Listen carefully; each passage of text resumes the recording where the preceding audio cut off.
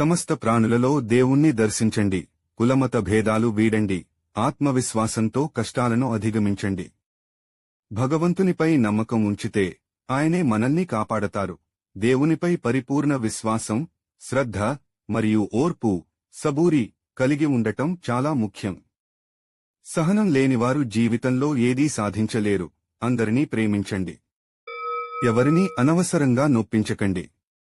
మీకు హాని చేసిన వారిని కూడా ప్రేమతో మెలగండి. తోటివారికి సహాయం చేయండి. క్లిష్ట పరిస్థితుల్లో కూడా ధైర్యాన్ని, ఆత్మవిశ్వాసాన్ని కోల్పోవద్దు. సాయిబాబా ఎల్లవేళలా భక్తులకు సహాయం చేస్తారు. ఇతరులలోని చెడును పట్టించుకోకుండా కేవలం వారిలో ఉన్న మంచిని మాత్రమే చూడండి. నిత్యం తమను తాము సరిదిద్దుకుంటూ సన్మార్గంలో ప్రయాణించాలి. సాయిబాబాను స్మరిస్తూ నామస్మరణ చేసేవారికి బాబా ఎల్లప్పుడూ తోడుంటారు.